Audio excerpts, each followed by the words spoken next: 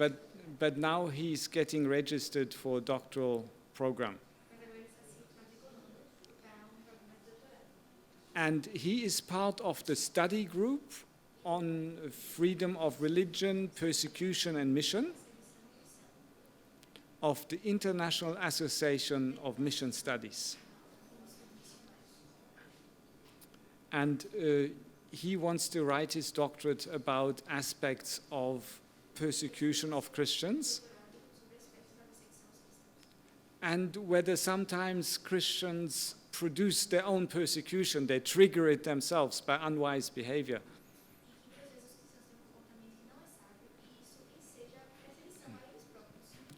And how Christians can conduct their witness in a sensitive way in a hostile environment where the majority holds another religion. So if you can start the presentation now, it is a PowerPoint with audio. Obrigado. The mission and participants of international countries special session before our distinguished guests here. We have gathered here to think on responding to persecution, theological and missiological perspectives. My topic for my paper is uniqueness of persecution of Christians among religious persecution and Indian approach. My paper is primarily divided into 6 sections, and each section is on gender. Jesus was put to death on a Roman cross, hence a large part of the problem is defining persecution is in arriving at a common misunderstanding as to what it exactly is. Religious persecution and religious violence have many similarities without greatly drifting from each other, yet they are not the same. The second section, purpose of the paper. The year 2017 has been one of the most traumatic for the Christian community in India since the mass targeted violence of the Kandahar program in 2007. The prevalence of many myths about what persecution is suggests such incidents to be religion-related violence and not persecution of Christians. Global consultation of WEA Mission Commission at Izmir, Turkey in 2014 presented in one of their sessions on 8 myths. This paper is intended to study what has been happening among Christians in India. It seeks to answer questions like, is Christian persecution and violence against Christians the same thing? Is Christian persecution a unique one? How Indian Christians should view the violence happening against Christians? How should the church in India respond to the ongoing challenging situation of Christians? These are key subjects dealt with in this paper in order to understand the uniqueness of Christian persecution and to prepare the church at large in India to adequately deal with this challenge.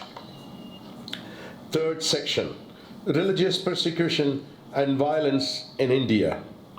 Religious violence in India is not an uncommon phenomenon. Events of religious violence, though, were not significant during the reigns of dynasties in the history past. They became noticeable ever since Indian Sepoy Mutiny of 1857. Readers should be able to distinguish religious violence from religious persecution. A paper was presented on this in detail by me at the Consortium of Mission Studies at Union Biblical Seminary, India. Religious violence continues to plague India at present, as evidenced by the chart that I have presented in my paper. In general, persecution is perceived as extreme violence, martyrdoms, imprisonments, and torture. This common perception needs to be revisited, as no Indian religion has same degree of persecution or violence everywhere in India. Religious persecution and violence against the Hindus. In the 8th century AD, Muhammad bin Qasim mobilized 6,000 cavalries and attacked Indian kingdoms ruled by Hindu and Buddhist kings.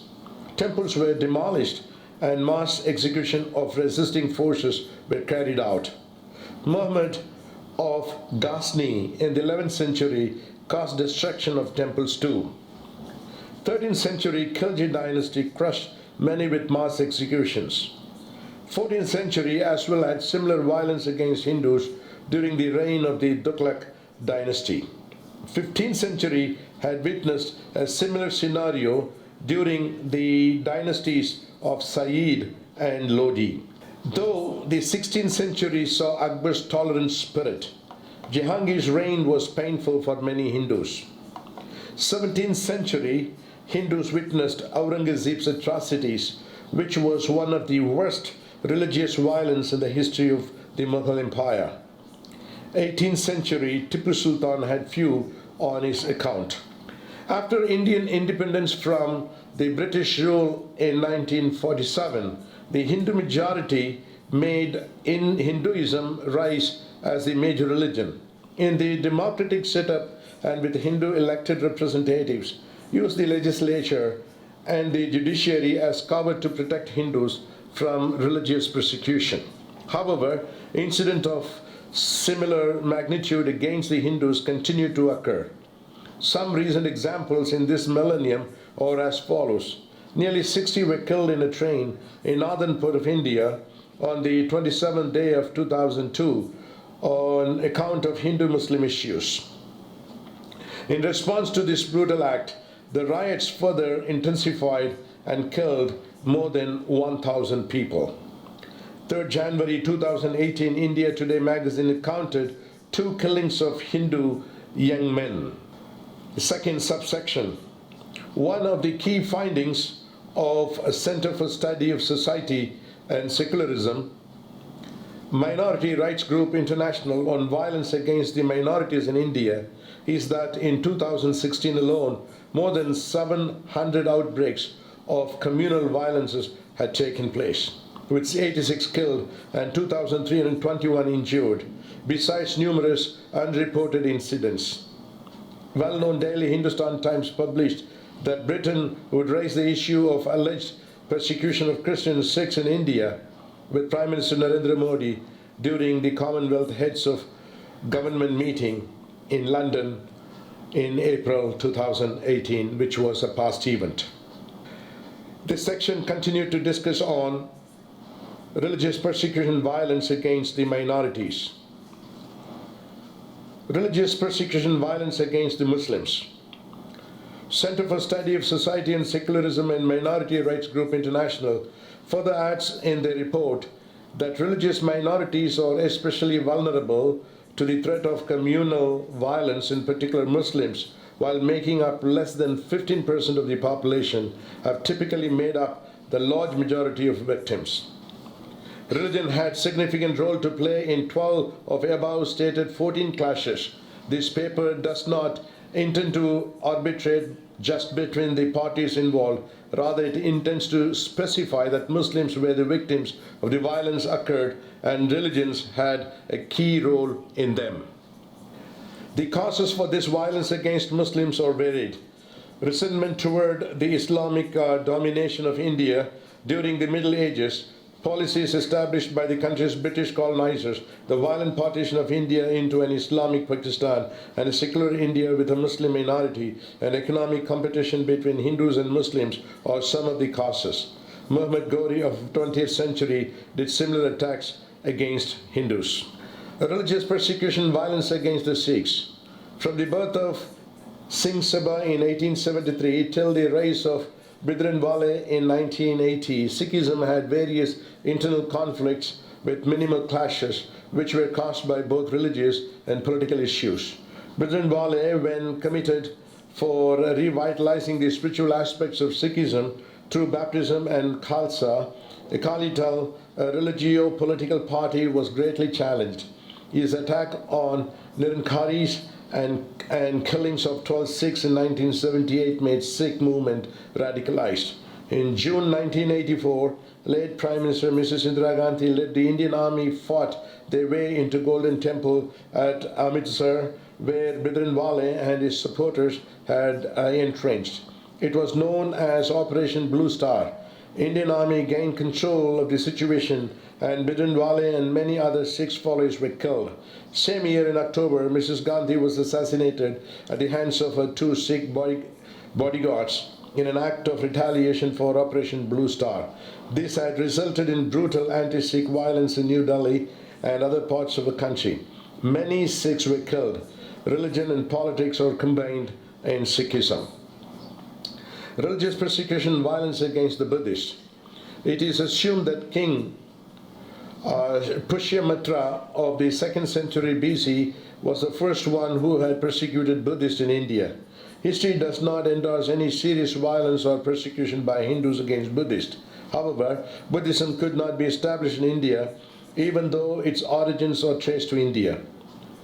When Ikhtiar Uddin Muhammad bin Bakhtiyar Khilji had invaded Magadha, the Buddhist shrines at Nalanda were destroyed. His successor Muhammad Khilji destroyed many Buddhist monasteries and sanctuaries. Muhammad, a Muslim invader and Turkish chieftain, massacred many Buddhists and monks and burnt many shrines, stupas and temples. He viewed Buddhism as a peasant version of Hinduism and either forcibly converted them to Islam and persecuted them to death. Religious persecution and violence against Christians. Approximately 250 million Christians now experience high, very high, or extreme levels of persecution. This represents 1 in 12 Christians worldwide. In 2017-18, 3,066 Christians were killed, 1,252 were abducted, 1,020 were raped or sexually harassed, and 793 churches were attacked. Religious persecution and violence against Christians is increasingly worldwide. Christian persecution and violence against them are more recent developments in the Indian scenario. Christian mission in India during pre-colonial time did not witness severe persecution in its beginning. The spirit of hatred among Hindus toward Christians began to spread during the colonial era. It was not because of the faith and practices of Christians. Instead, it was their inclination with whites who were the colonial masters. Hindu revivalists had amicable relationship with Christian missionaries such as William Carey. Political commentators have observed that the upswing in violence against Christians has coincided with the ascendancy of Hindu nationalistic movements. By mentioning these comments, the author registers questions concerning present-day Christian persecution in India, or the faith and practice of Christian, the real cause for violence against Christian being witnessed in India.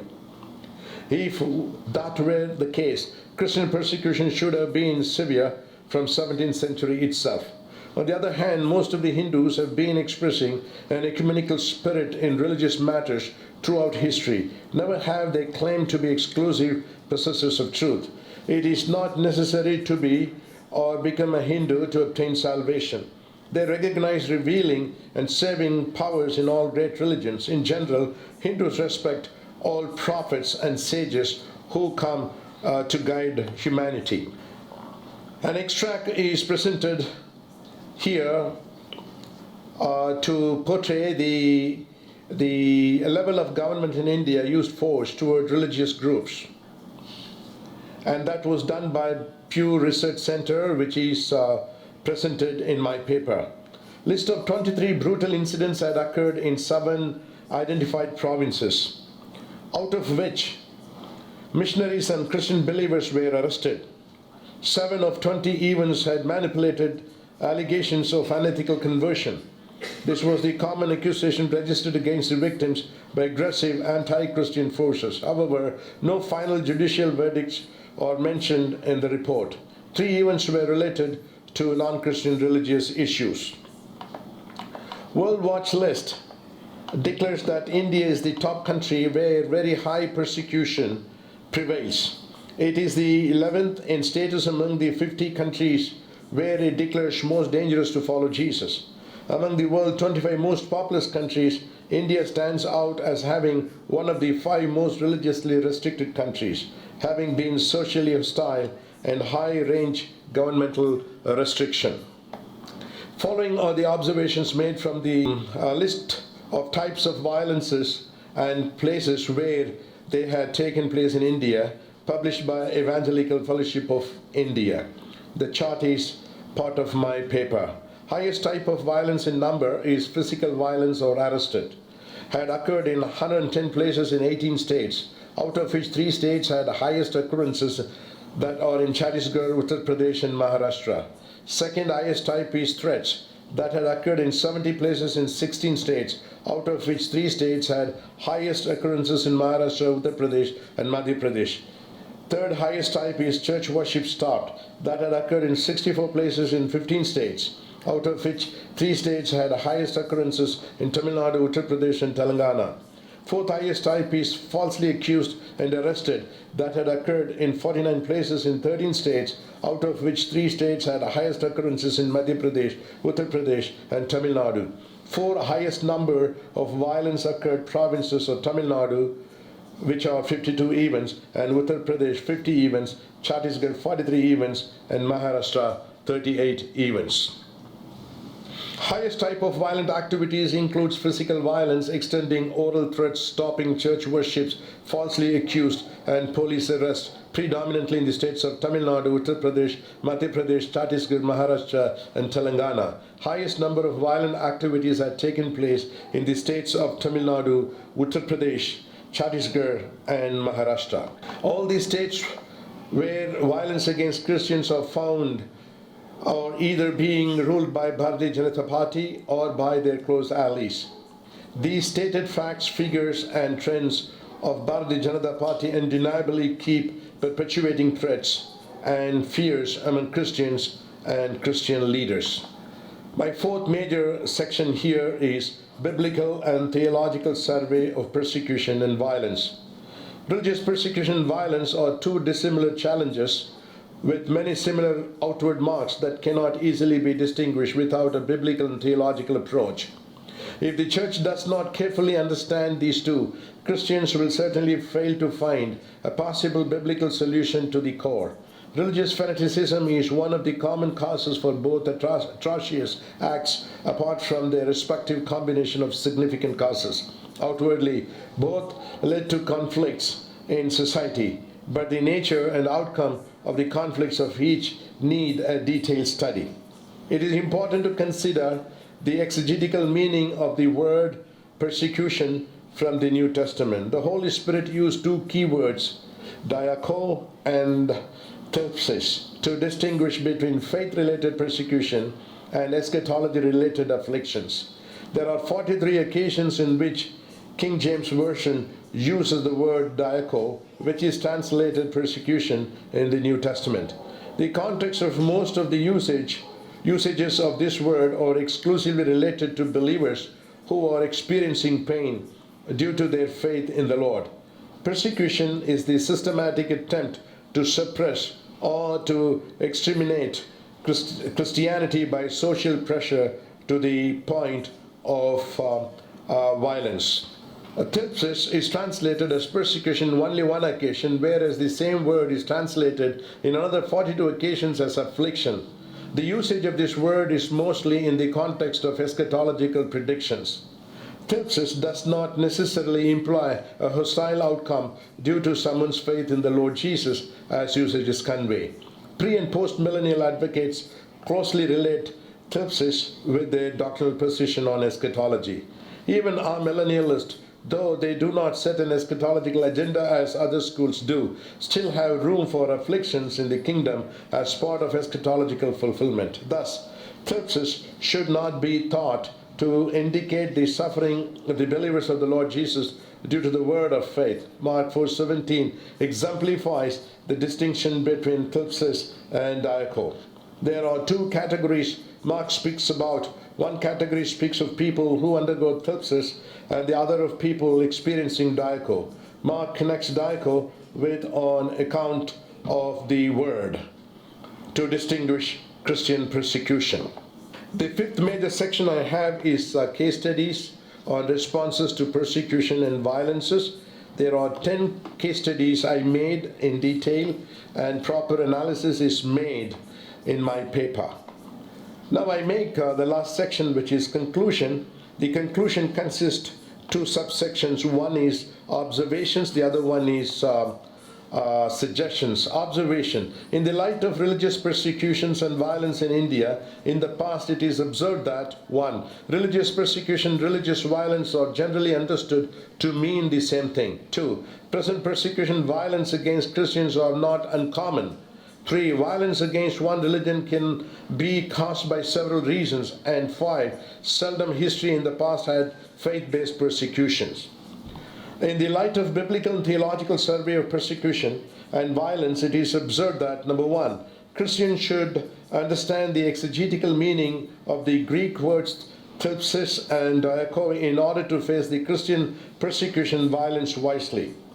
Persecution diako encompasses a wide spectrum of hostility that may or may not go with violence.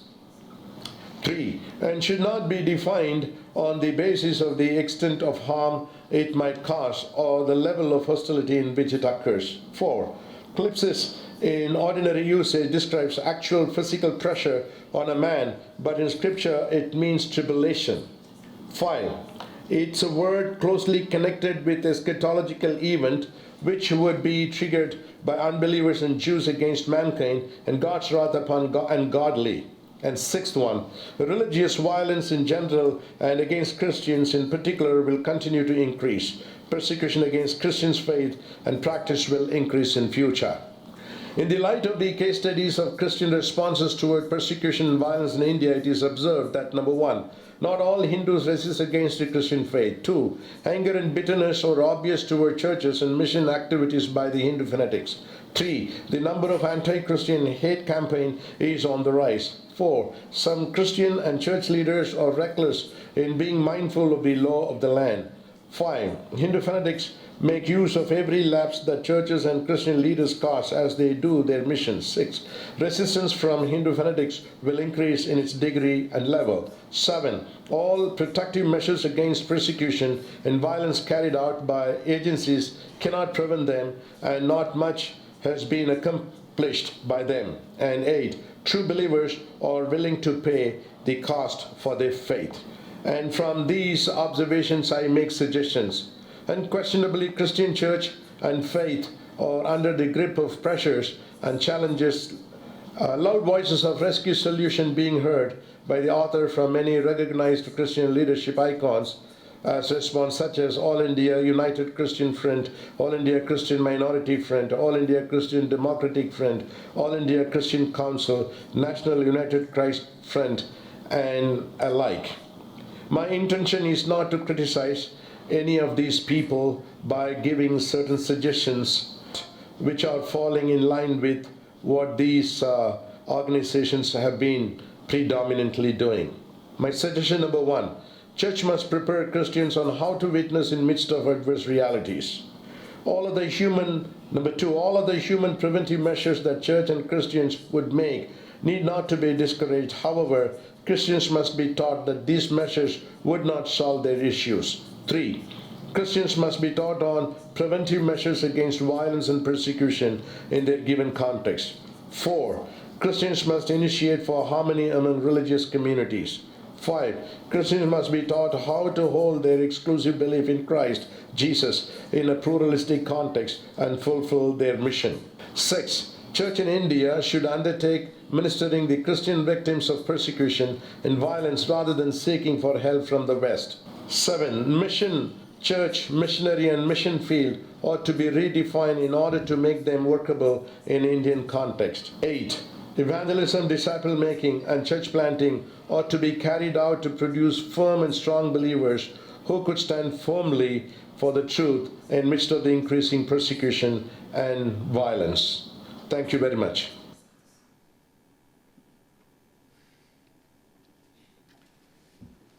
Okay, what about an Indian speed train?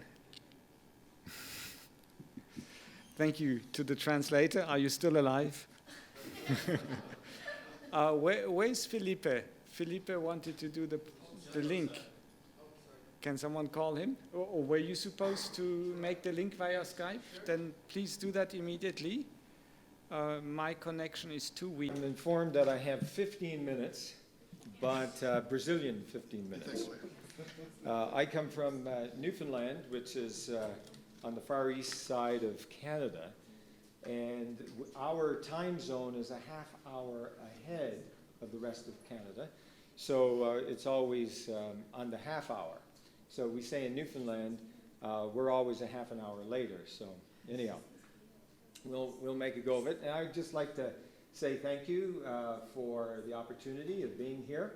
This is my first time being in Brazil, first time being in São Paulo, of course, and, but my brother has been here before, and so much so that he ended up marrying a girl from São Paulo. So he's back and forth here all the time, visiting her family, and so it's great to be able to at least kind of put it in mind, okay, when he speaks about Sao Paulo, I now at least have a picture. Well, I just also want to say thank you. I'll follow Mark's example of thanking as well BYU. I really appreciate over the years working with Cole and his staff.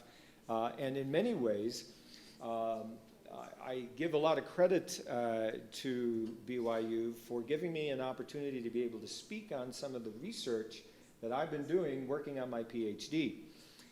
Back in 2016, I think it was, I was down at Provo and I was asked to speak about what I was writing on or working on for my PhD. And that really then spawned an article that was published in the BYU Law Review. And in many ways, that really jump-started my writing of my dissertation after years of study.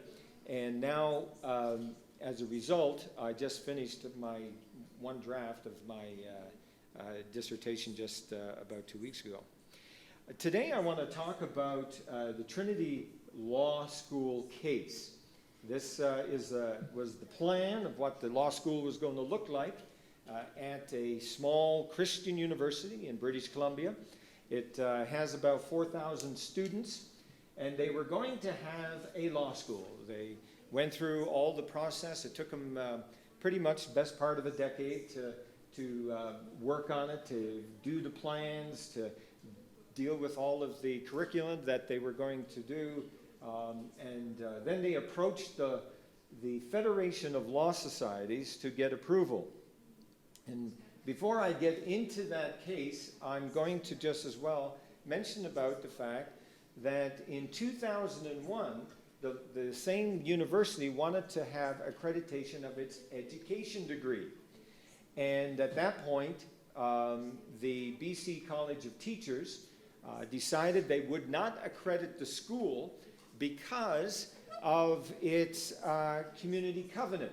And the community covenant made a reference with respect to what the expectations of the students, and the students were required to affirm a community standards code of conduct that forbade practices that are biblically condemned, including but not limited to sexual intimacy outside of the relationship of one man and one woman committed in marriage. And marriage, of course, defined as one man and one woman. For that, the BC College of Teachers was of the view that they could not give accreditation to the university for its education degree because of this requirement of the students.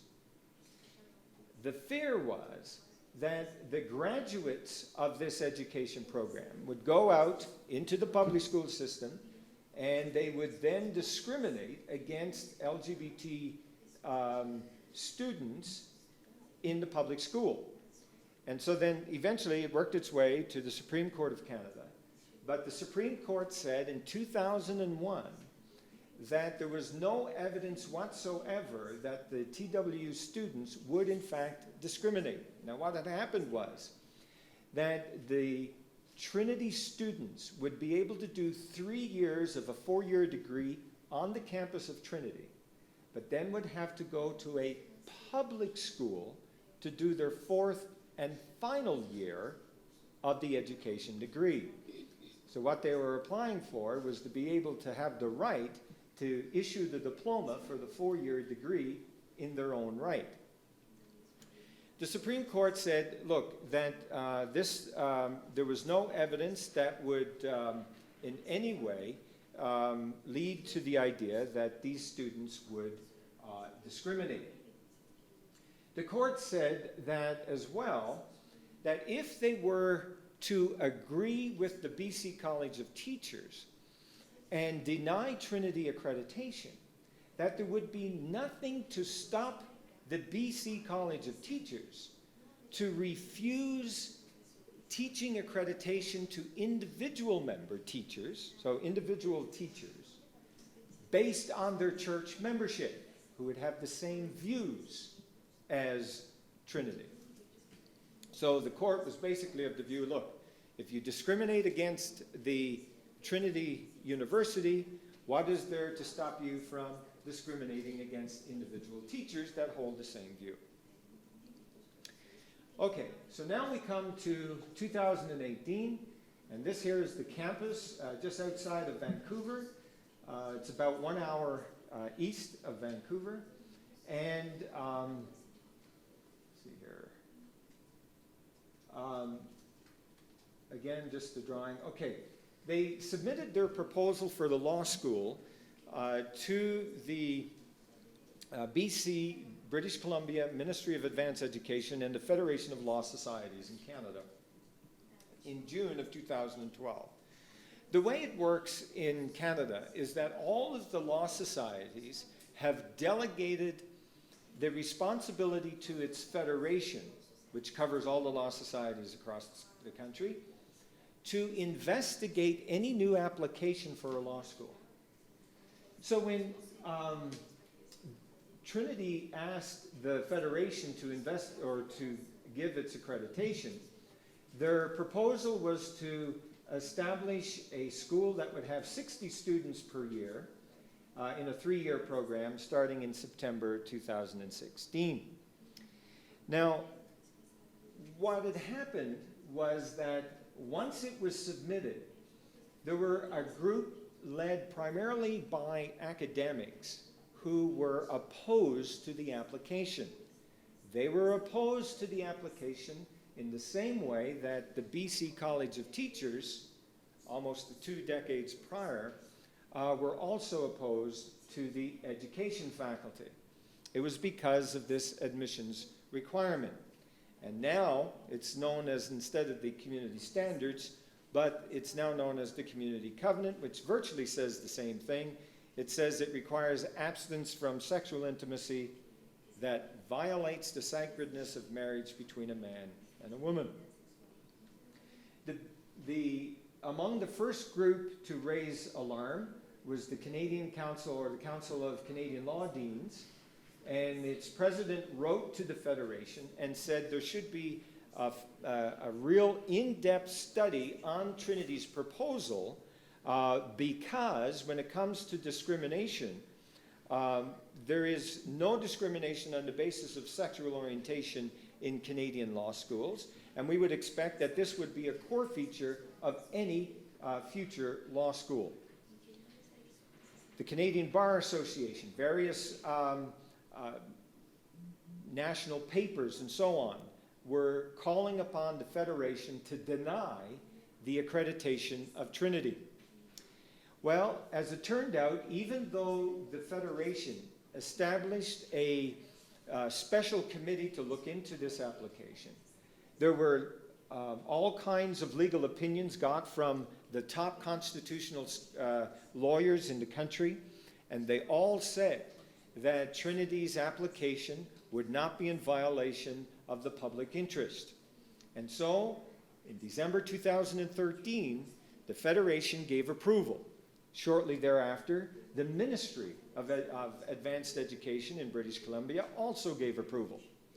However, the chorus across the country from various law schools and faculty rose up against Trinity and called upon the law societies to, quote, have or take courage and, in essence, do their own independent study and not accept the Federation's accreditation. On April 11, 2014, the BC Law Society actually voted in favor of Trinity, but that created a huge upset within the membership. A special session was held of the society, and then a referendum was held, and they eventually, the BC Law Society decided in October to deny Trinity's accreditation. In April, the Law Society of Upper Canada, which at the time, that's what it was called, is now the Law Society of Ontario, it voted against, as well as Nova Scotia also voted against accrediting the school. There was a huge amount of litigation. So Trinity brought judicial review applications in British Columbia, Ontario, and in Nova Scotia. Trinity won all the cases in BC and in Nova Scotia, but lost in Ontario. And eventually, it worked up so that only British Columbia cases and the Ontario case went to the Supreme Court of Canada. In Nova Scotia, the Law Society there decided not to appeal its loss. And from what I understand, there was a significant concern within the membership of the lawyers in Nova Scotia because it was costing so much money that people were very upset over the extra costs that they were having to pay as being members of the bar for this litigation. Anyhow, January 15 of this year, the Supreme Court issued its two decisions in British Columbia and Ontario, and the court held 7-2 against Trinity. It was a 5-justice majority with 2 concurring opinions and a vigorous dissent of 2 justices. Now, what was interesting is that the court deferred to the Law Society the interpretation of what the term public interest meant. In essence, the court said that the Law Society had the expertise to be able to determine what they were to protect in the name of public interest, and that, like the Law Society in BC and also in Ontario, they decided that the public interest required them to look into the admissions qualifications or admissions criteria of Trinity under the rubric of charter values. Okay, so now here's what's happening so you can have a good sense. We have, of course, a charter right, freedom of religion. Trinity Western is not a government entity. It is a private entity. It is to be protected by the charter, and it does not provide charter protection to anyone in its jurisdiction because it's not government. But the law societies are a government entity. They are not to violate the charter. However, what they argued was that if they were to approve Trinity's law school application, they would be, in essence, condoning discriminatory behavior of Trinity towards the LGBT community. They would be, in essence, violating charter values. So now that's where the charter values comes into play.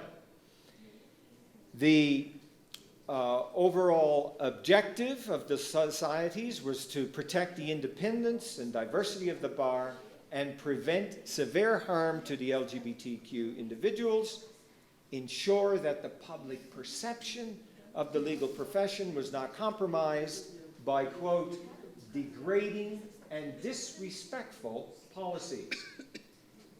The court also held that the harm to religious freedom was minor. Studying in a law school in a Christian environment with the mandatory covenant is merely a preferred belief. Okay, anyhow, so there we are. I can go into all the argument itself, but I want to come to this thinking here as to what's happening in society at large and why this is so crucial. I have done a fair bit of study on what various legal academics have been saying with respect to religious communities because of their beliefs dealing with sexual orientation and so on. We got some academics who are saying we need to be strategic, and those would be guys like William Eskridge and Robert Wentemute and so on. And they basically say, look, don't rock the boat. Eventually, the religious community will come on side.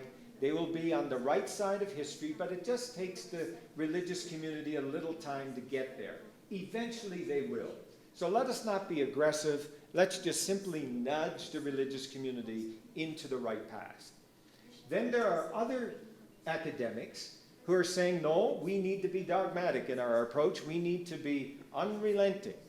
And we got individuals like Mark Tushnet and so on at Harvard who are basically saying, look, let's have a no-holds-barred. We need to enforce state sexual norms, and we need to just move on. Then there's another view, and that is the idea, the one that I'm advocating for us, is to step back a bit and let's look at what it means to be a liberal democracy. Let us be accepting of the various religious differences that we find in our society, and that pluralism is not something that is to be hated, and recognize that some individuals and some groups say there's only one particular view on these matters, but we need to get back to the basics of classical liberal thought of accommodation. There's a lot more I can talk about this, but anyhow, I guess my time is now up, and I'm happy to answer any questions. Okay, thank you.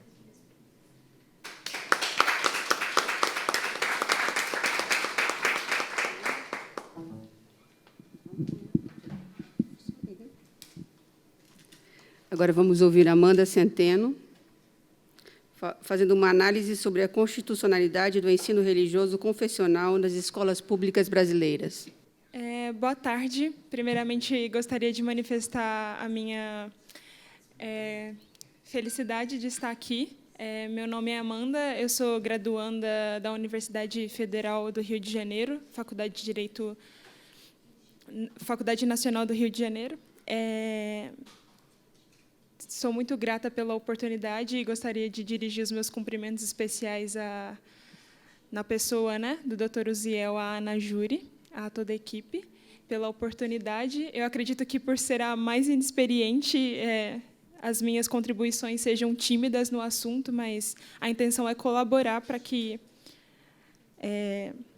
possamos responder essas questões envolvendo perseguições religiosas, sobretudo no ambiente acadêmico. Essa questão é muito sensível para mim, enquanto estudante do direito, porque integro um polo que é bem insulado por questões políticas, e, justamente por isso, existem muitas manifestações violentas e contrárias ao pensamento religioso na esfera pública. Então, falar sobre laicidade e liberdade religiosa, fazendo uma análise sobre a confessionalidade do ensino religioso nas escolas públicas brasileiras, é bem sensível para mim. O meu trabalho está sendo desenvolvido, eu vou apresentá-lo definitivamente em dezembro desse ano, para a obtenção do grau de bacharel em Direito na Universidade Federal do Rio de Janeiro. E a minha preocupação no desenvolvimento desse estudo, que tem como objeto, como caso, a recente decisão do Supremo Tribunal Federal, por ocasião da propositura da ação direta de inconstitucionalidade 4439, no final do ano passado, é justamente analisar a definição que se é dada na doutrina constitucional aos termos laicidade e neutralidade. O que significam esses termos e o que eles dizem e o que eles não querem significar, o que eles não querem dizer. Isso porque, no meu entendimento e através da minha pesquisa, eu tenho percebido que a falta de uma compreensão devida sobre esses termos, laicidade e neutralidade, que geram todo esse afastamento do fenômeno religioso da esfera pública. É porque se entende mal a conceituação desses termos que nós temos todo esse afastamento e talvez uma militância em favor de um discurso antirreligioso na esfera pública. E, fazendo assim, o primeiro capítulo dessa minha monografia tem por finalidade definir laicidade e neutralidade. E sendo, né, uma separação entre instituições, entre organizações, entre o Estado e a instituição religiosa, não significa que não há uma colaboração, que não haja influência. É certo dizer que existe, sim, uma influência, e a gente depreende isso da nossa Carta Política através do final do inciso 1 do artigo 19, que fala da colaboração de interesse público, né? Que a gente entende que o fenômeno religioso ele pode, sim, influenciar a esfera pública no intuito de colaborar para o bem comum, no intuito de promover os objetivos que a nossa Carta exalta. Então, daí a gente se verifica que o modelo adotado no Brasil, o modelo laico brasileiro, a gente pode definir como sendo um modelo que é benevolente para com o fenômeno religioso. Isso significa dizer que ele colabora com as manifestações religiosas quando elas têm em comum a promoção do bem público. Isso significa dizer que ele não milita por um afastamento do fenômeno religioso na esfera pública. Então, daí se depreende que é correto, sim, sustentar razões públicas baseadas em convicções religiosas. Esse trabalho também não tem uma preocupação de definir uma pureza desses significados laicidade e neutralidade. Aqui se tem uma maturidade acadêmica no sentido de se entender que não há que se falar em uma definição correta ou definições falsas, no sentido de buscar essa pureza ou dar uma moralidade indevida para a conceituação desses termos. O que se busca é definir um consenso do que, de fato, seja neutralidade e laicidade, para que a gente tenha um consenso, para que o manejar desses termos sejam feitos de maneira devida, e para que a gente tenha um convívio democrático entre as diversas visões de mundo. E não para que se imponha um conceito específico. O que se pretende é definir um conceito viável, consensual, respeitando esse convívio democrático de visões de mundo. E acredita-se que a escola pública deve fomentar isso.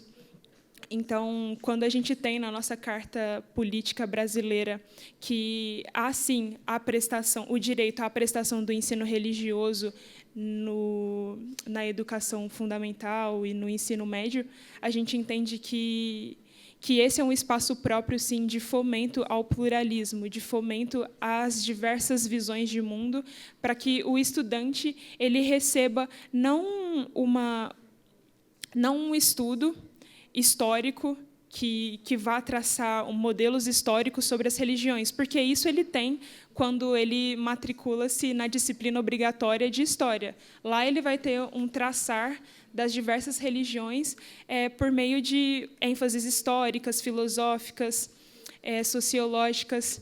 O ensino religioso confessional ele não se pretende a isso, ele pretende lançar luz sobre a doutrina em si. É por isso que ele é confessional e é por isso que ele é ministrado por um líder religioso devidamente cadastrado pela Secretaria de Educação, né, do Estado, daquele Estado especificamente. E esse estudo ele é mais dirigido no sentido de fomentar aquela crença em específico. Assim, a decisão do Supremo foi no sentido de reconhecer que o ensino religioso confessional não fere a laicidade e a neutralidade do Estado, não fere justamente porque o ensino religioso confessional ele é a manifestação do que é o nosso Estado, um Estado laico benevolente, um Estado laico que reconhece e fomenta esse disseminar das convicções religiosas na esfera pública, de modo a reconhecer essa pluralidade confessional. Para finalizar, fomentar essa pluralidade confessional na esfera pública através da ministração do ensino religioso confessional também tem a ver com a liberdade de se praticar o proselitismo religioso. Eu sei que, ao falar disso, eu toco num ponto sensível, mas é importante entender que a liberdade religiosa ela tem a ver com as 3 esferas que nós sabemos, né?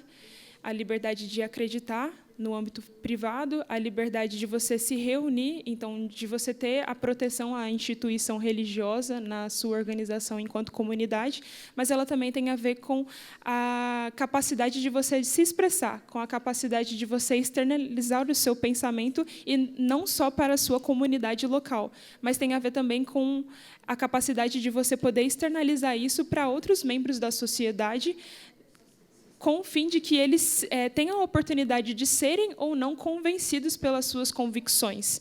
Então, dizer que isso também é um fomento, não, mas um reconhecimento ao devido próprio, ao espaço próprio do proselitismo religioso, no sentido de que as pessoas têm que ter, sim, oportunidade de ter acesso amplo ao conhecimento, às diversas convicções religiosas e decidirem por seguir ou não aquela convicção religiosa. É assim que a gente define o proselitismo religioso. Eu ainda não me debrucei sobre a integralidade da decisão do Supremo, mas o objetivo do estudo até o final desse ano, para a apresentação, é justamente analisar na íntegra a decisão do Supremo no ano passado, para poder inserir essas conceituações e identificar o modelo de Estado laico brasileiro que a gente entende pela doutrina, pelos autores principais que eu utilizo nesse estudo. Vou citar um deles, Jonatas Machado, Valério Mazzuoli também é dessa linha. Eles defendem esse Estado laico benevolente, esse Estado laico que reconhece a pluralidade de confissões religiosas e que elas devem, sim, influenciar as razões públicas dos indivíduos e não militarem a favor de um discurso antirreligioso na esfera pública. Isso significa não só reconhecer que o ensino religioso confessional é constitucional e deve ser prestado nessa modalidade específica, mas significa também que é permitida a prática do proselitismo religioso, respeitando, sobretudo, o pluralismo que nós temos e respeitando também a igualdade entre as diversas cosmovisões. Eu agradeço a oportunidade de me ouvirem e estou aberta a perguntas e esclarecimentos. Obrigada.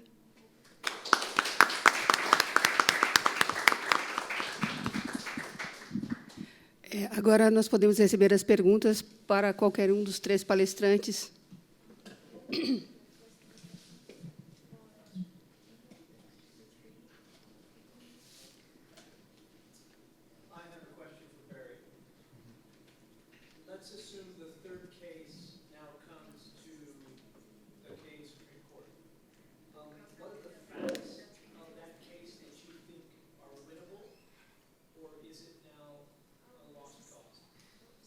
As far as having a school coming with the same kind of community covenant in the admissions policy, it's going to be a lost cause at this point, I think. I don't, oh, sorry. For another case to come with the same kind of facts as having a community covenant requirement in the admissions policy, I don't think it's going to be successful in Canada at this point. I think that's pretty clear. I think what's also interesting to see, and I have come out very strong against this case. In fact, I've referred to it in some of my writing as a betrayal of religious freedom in Canada. And some of my colleagues have been very critical of me, saying that I've overstated it, that really it's only limited to the legal situation. In other words, it's a law degree. Law is different than education. Don't you know that law is more important than an education degree? You know, lawyers, graduates from the program could be appointed on the bench and all that kind of stuff. And then there's the argument, well, the 2001 case was different because they were concerned about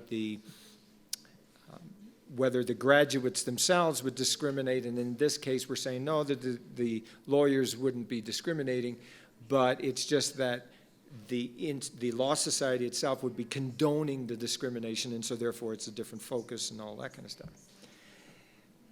Some are saying that it's solely an issue of it's confined to the law. I don't think it is. I think any other profession, such as nursing profession, even back to the education faculty, again, the College of Teachers, I think all of those would have been in play had Trinity, and I should point out to the group here, that Trinity ultimately, at the end of the summer, did decide not to make this community covenant required for the students, but it's still required for the faculty and staff. And I think, had they not done that, they, in all probability, would have faced pressure from other professional organizations, such as the nursing school that they have, such as the education faculty, and so on. So I don't think it's limited to law, and I think it's much broader. And I can't conceive of a successful case of a private religious school at this point in Canada being successful as Trinity was in 2001. I don't see it. Chair, just... Okay. So, this is a question also for Barry. I wonder whether the case, it struck me that it really is a kind of administrative law case. Now, it may be that any other case is going to come up as an administrative law case, but I wonder how much coming up in the procedural posture of deference to administrative agencies affected the outcome, and if that could possibly make a difference in other cases. You know, that's a very good question about the administrative law. Basically, what's happened is that the court has said, as long as the administrator recognizes that there are charter rights, and long as they take that into an account when they make their decision, and that they balance, you know, on the basis of proportionality, the effects of their decision on the rights that are being affected, in this case, sexual equality rights and religious freedom. As long as it's a reasonable decision, then we will accept it. However, I'm not sure that in another case, like, for example, if I'm just using a hypothetical, but say if the Nursing Association of British Columbia comes and now says, well, we now have a situation where, yes, TW graduates are great nurses, but they have this requirement on their admissions policy. And my guess is that the court would still decide in favor of the Nursing Association, which would then say, subsequently, that in light of the law school decision, we have decided that no, we can't be seen to be condoning this discriminatory behavior. And I think this concept of condoning is one that has really captured the imagination. While the majority hinted at it, it was the Chief Justice McLaughlin that said it outright about this concept of condoning.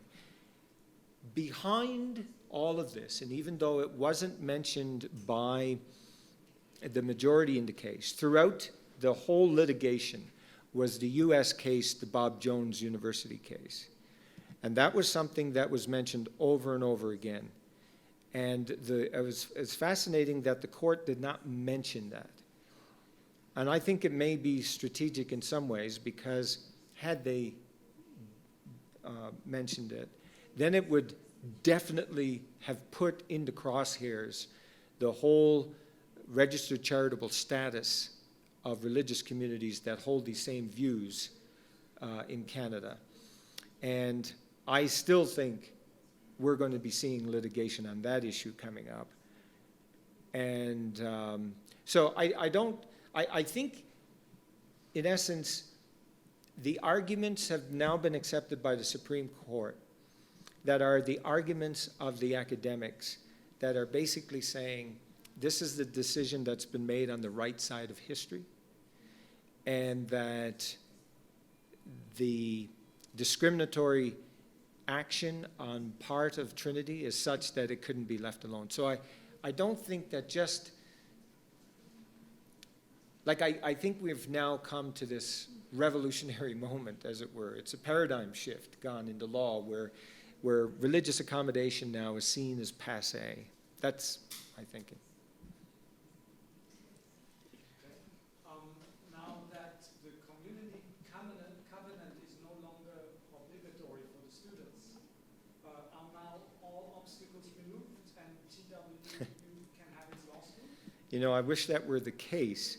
It's interesting, Trinity has decided right now, at least, from what I understand, they're not going to apply for a law school, even though they have now removed the barrier that was so evident in the Supreme Court case. As soon as that was announced, that they made that decision, in the press, there were several law professors then making the arguments that, well, yes, you have removed it from the students, which was the focus of all the litigation.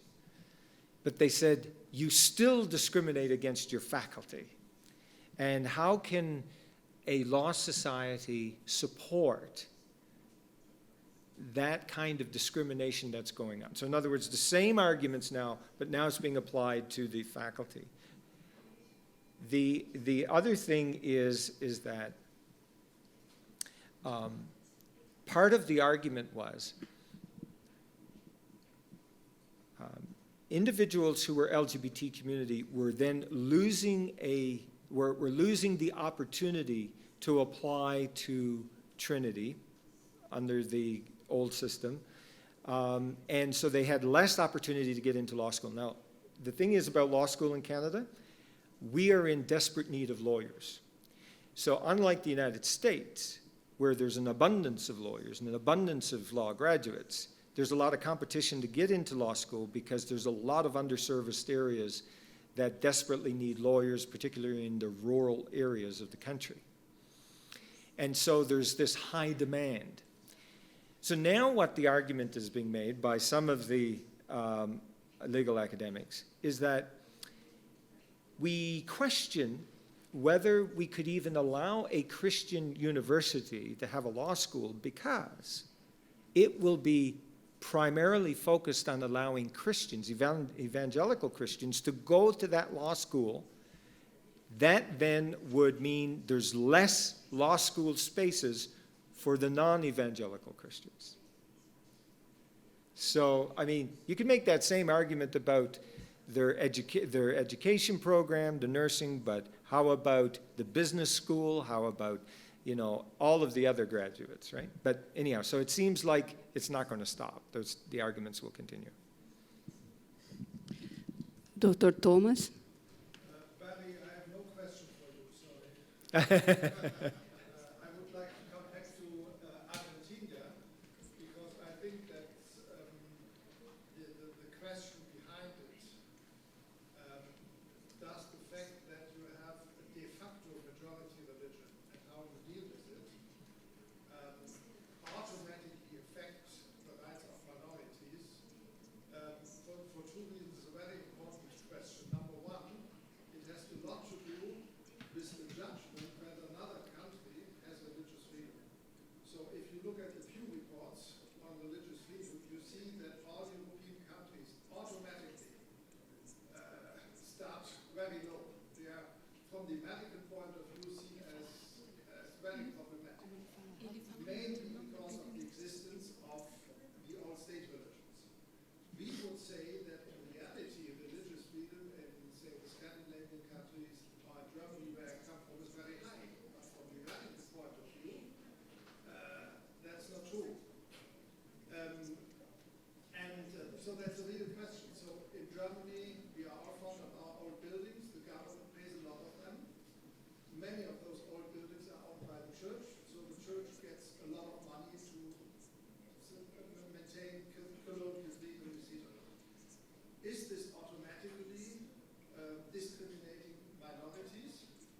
also pay for the oldest mosque in Germany. That is from 1924, but there are not many old mosques you can pay for. Yeah? And I think we have to be very careful to use this as a judgment. It is much better to ask the minorities themselves whether they have all freedom to do things, because if now the state no longer will pay for economic freedom, in itself would give no rights to the minorities. They would have no more or less freedom. And the second thing is, I find it very dangerous to push for, I mean, I have many American friends who think this is the first thing you have to change in Germany. Yeah? Somehow, I mean, the majority religions are there. It's by fact that the majority of people belong to them. And we need to offer those states solutions for problems. Yeah? So I'm of the Muslim states. To give the Muslim state the idea that Islam and the Baptists have to be on an equal footing never will happen. Yeah? But to tell them, okay, this is the traditional religion, this is your culture, but you can grant freedom to a minority to do everything they want to do, that's a real option. And you have countries where you can work with this. To ask for an equal treatment of a religion that has 20 million members with a religion that has, well, how many? 20 members? 200 members? Yeah? Is asking too much in reality. And if we would want to ask for it, we would have really good reasons, and you have started to discuss this, that it's really the question whether we are picking the right topic, yeah? Instead of going directly to the question. And so if I'm in the country, I'm less interested in what reports say about the state structure, and yeah, in Scandinavia, you still have a country where the official state church are Britain, yeah? The Anglican church still is the church of the Queen. I learn much more by going directly to the minority and asking them, yeah, whether they are somehow discriminated or even persecuted, or whether they think they have full freedom. Okay, thank you. Couple of things. I understand what you said, but because it's what probably someone from the majority would say. I have heard that. No, but in Argentina. I mean in Argentina. There is I was trying to avoid the word Catholic. That is what a Catholic would say in Argentina. And there is another argument maintained both for Catholics and some evangelical churches that there is, we should equate, we should top up, top up. I found this very problematic. I think we are thinking from very different bases. We don't have, or at least it's not so strong, a problem of secularism, aggressive secularism in Argentina. Maybe the last 2 years is getting worse, but it is not a big issue for us. It's not like in Europe. It's not religion against anti-religion and I don't know what. But if you ask, and I did, I have, if you ask to a minority religion in Argentina, they will feel discriminated.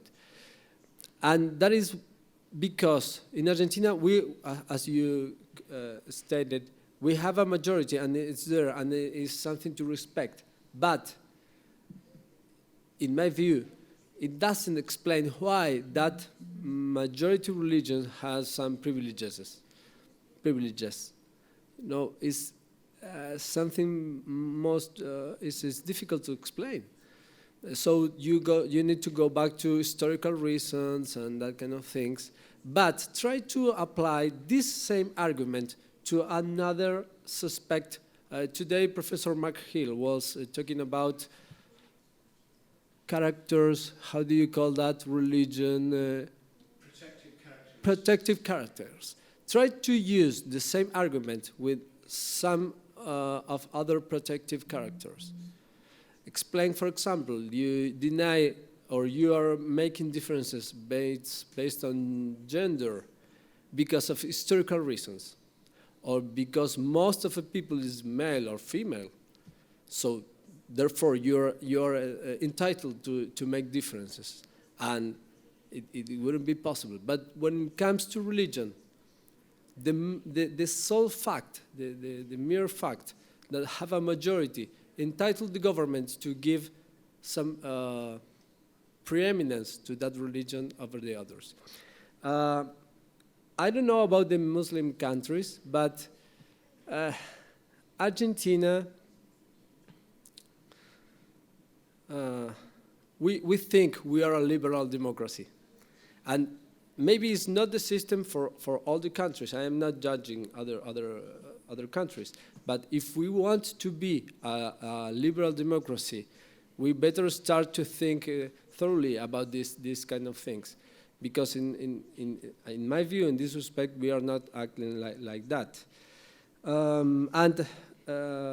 Finally, I cut some parts because of the time, but it's very important to point out that this is not against the majority, or in this case against the Catholic Church, but about the state attitude, the way the state, what is the best thing to do for the state. And in my view, treat all the people equally is the best thing to do for the state, and it is the best also for religion. It is also the best for religion. So I think it's also the best for Catholics, if you ask me. And I know that many Catholics think the same way. May I react to it? Traduz. Vou voltar a perguntar. Breve, por favor. Briefly. What I said was not against what you said. Yeah? I'm sorry? What I said was not against your position. No, I want understand. to Yes. stress it's a very, very important topic, and we need to discuss this much more. What I wanted to say is to lower things on the side of the majority religion does not necessarily help the minority religions. Yeah? So in Spain, the secular government has put down the Catholic Church. The Baptists are still in the same situation as before. Yeah? So in France, the result was they are all equally treated badly. Yeah? And if the Queen no longer would be supposed to be Anglican, it itself would not have any religious group in Britain. Yeah? And I think we clearly have to distinguish that the bad thing in Argentina is that this fact that the Catholic Church is the historic religion of the country is used openly or secretly to discriminate others. Mhm. In itself, you cannot change that the pure fact that so many people belong to this church always will. I mean, politicians always will look to Catholic voters more than they will look to Adventist voters. I don't know how many Adventists are in the country. Yeah? But what easily can be done by any government is to give the basic religious freedom rights to minority communities. While the equal treatment is very difficult. If in Germany, the government says we pay per head, yeah? We pay according to the size of the church, the Catholic and the Protestant state church still will get all the money. Yeah, because they are the big ones. Yeah? And I think it's important, you stressed it, yeah? To go for the liberties for the minorities. We have countries where the majority religion has no say in the country, and still they discriminate minorities. And as I said, in Scandinavia, we still have a country with a state religion officially,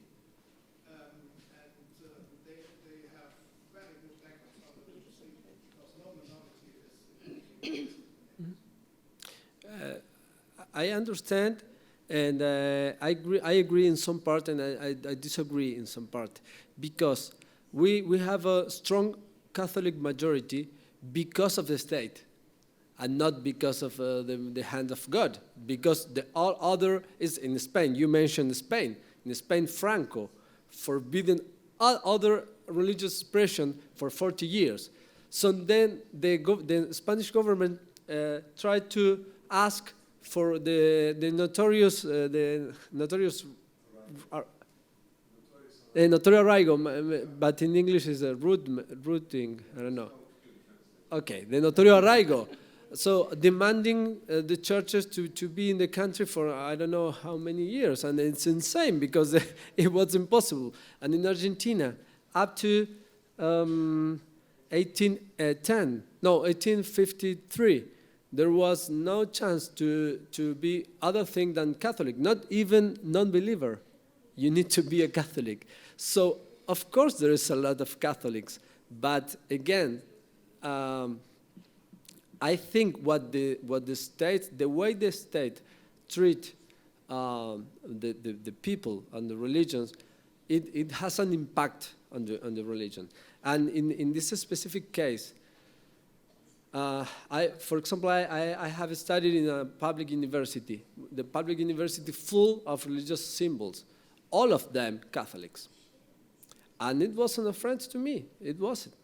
And it was very, very easy. It was much more easy to be a Catholic than to be an Adventist or a Baptist or a Presbyterian in that school, I can tell. So it's a competitive difference, you know. It's like if you understand the religious field like a market, so you have a monopoly or some kind of help from the state, then the freedom of the people is not complete. It's not the same to be Umbanda than to be Protestant, than to be Catholic. So as it's not the same, the freedom to be Umbanda is less than the freedom to be Protestant, for example. At least that is what I...